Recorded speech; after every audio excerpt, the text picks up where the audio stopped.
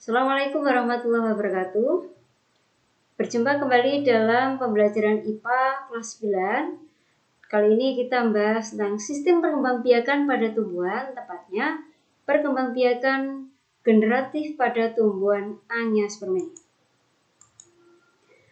Perkembangbiakan generatif pada Angiospermae melibatkan sel kelamin jantan yang dihasilkan oleh benang sari dan sel kelamin betina yang dihasilkan oleh putik. Perkembangbiakan diawali dengan peristiwa penyerbukan. Penyerbukan itu apa? Penyerbukan adalah peristiwa menempelnya serbuk sari pada kepala putik.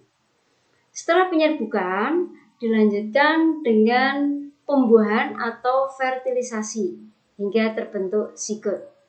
Zigot ini kemudian berkembang menjadi embrio dan menjadi biji. Anak-anak, pada lembar kerja kalian terdapat seperti ini. Kalian diminta untuk mengisi bagian-bagian dari bunga.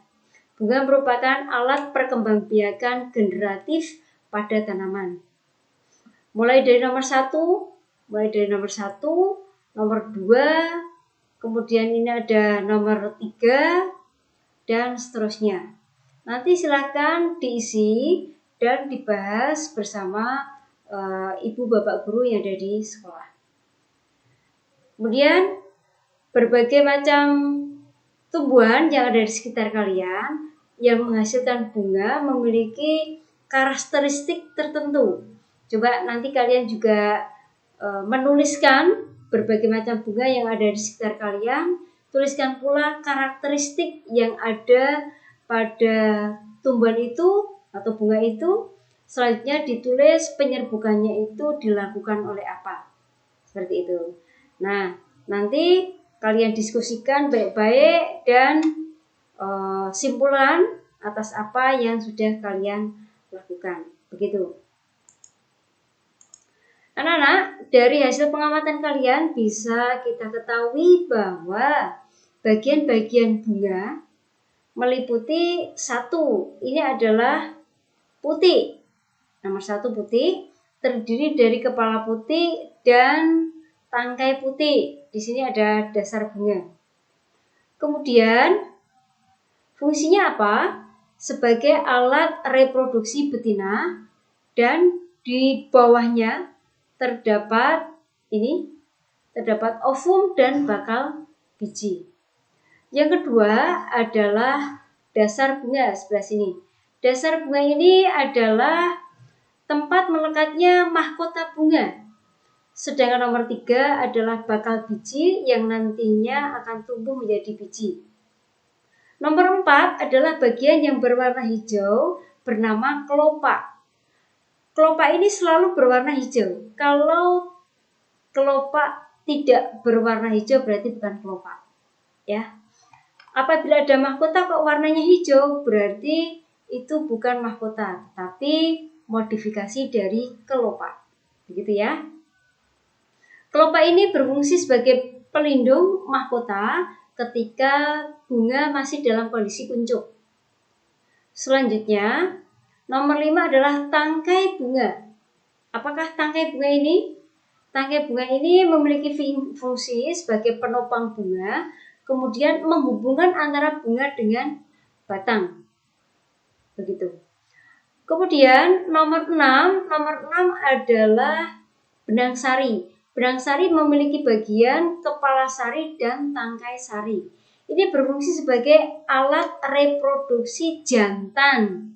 Ingat, yang betina adalah putik, yang dasarnya ada bakal bijinya, dan yang jantan adalah benang sari. Nomor 7 adalah mahkota yang berwarna indah, berfungsi untuk menarik perhatian serangga. Kemudian kita lihat penyerbukan atau polinasi. Penyerbukan merupakan proses menempelnya serbuk sari pada kepala putik. Kemudian berdasarkan perantaranya, penyerbukan itu dibagi atas dibantu oleh angin, namanya anemogami. Yang dibantu oleh serangga namanya entomogami, yang dibantu oleh burung namanya ornitogami, sedangkan yang dibantu oleh kelelawar namanya cryptogami. Yang dibantu oleh manusia namanya antropogami. Nah, masing-masing dari perantaranya itu, berdasarkan dari perantara tersebut, bunga memiliki ciri-ciri diantaranya yang perantaranya berupa angin atau anemogami memiliki ciri bunga berukuran kecil, jumlahnya banyak dan ringan, tidak menghasilkan nektar ataupun bau. Contohnya di sini bisa dilihat pada tanaman jagung, rumput maupun padi. Penyerbukan yang dibantu atau dengan perantara serangga itu disebut sebagai entomogami. Memiliki ciri-ciri diantaranya warnanya menarik dan cerah, menghasilkan nektar, serbuk sarinya lengket, kemudian contohnya ada pada bunga matahari atau bunga sepatu atau Mirabilis java. Untuk selanjutnya ornitogami dibantu oleh burung dengan ciri-ciri ukuran bunga berukuran besar, warnanya cerah, tidak berbau, banyak menghasilkan nektar, dan mahkota bunga berbentuk trompet biasanya. Contohnya adalah bunga cangkring atau dadap, atau Erythrina variegata, dan semua burung tidak melakukan penyerbukan, artinya tidak semua burung bisa membantu proses penyerbukan, hanya burung tertentu. Misalnya adalah burung pengisap madu dan burung kolibri. Penyerbukan yang perantaranya berupa berupa kelelawar itu disebut sebagai cryptogami. Dia memiliki ciri-ciri diantaranya menghasilkan nektar, memiliki warna bunga yang menarik, menghasilkan bau, dan mekar di malam hari. Contohnya adalah tanaman kaktus dan jambu biji. Yang ini adalah bunga dengan perantara manusia. Penyerbukannya dibantu oleh manusia. Disebut sebagai antropogami. Bunga ini biasanya memiliki ciri-ciri yaitu berumah dua. Artinya dalam pohon hanya terdapat bunga jantan atau bunga betina saja. Dapat dijumpai pada bunga vanili, bunga salak, dan bunga anggrek. Gitu. Nah, anak-anak, untuk selanjutnya penyerbukan berdasarkan asal serbuk sarinya. Berdasarkan asal serbuk sari, tumbuhan dibagi menjadi 4, yaitu autogami atau penyerbukan sendiri, kemudian geitonogami atau penyerbukan tetangga, kemudian penyerbukan silang biasa disebut sebagai allogami atau xenogami, dan yang terakhir adalah penyerbukan bastar atau hibridogami.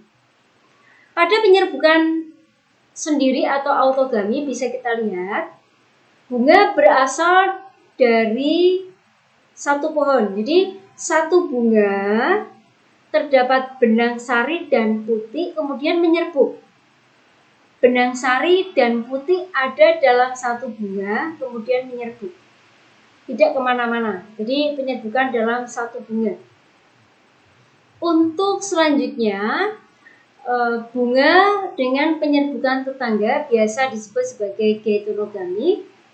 Ini terjadi pada satu tanaman tetapi pada bunga yang berbeda. Bisa juga dijumpai pada tanaman jagung, ya.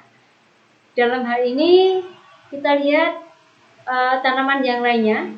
Kita lihat ini, dalam satu pohon terdapat beberapa bunga. Bunga yang satu menyerbuk bunga yang lainnya tetapi masih dalam satu pohon. Bunga yang satu menyerbuk bunga yang lainnya tetapi masih dalam satu pohon. Ini geitonogami. Sedangkan penyerbukan silang atau allogami alogami atau xenogami. Ini penyerbukan yang terjadi pada bunga yang berbeda pohon, tetapi masih satu jenis. Bunga yang berasal serbuk sari yang berasal dari bunga berbeda pohon, tetapi masih satu jenis. Sedangkan bastar, penyerbukan bastar, itu bunga berasal dari pohon yang berbeda dan jenisnya berbeda pula. Tetapi paling tidak ada satu sifat beda.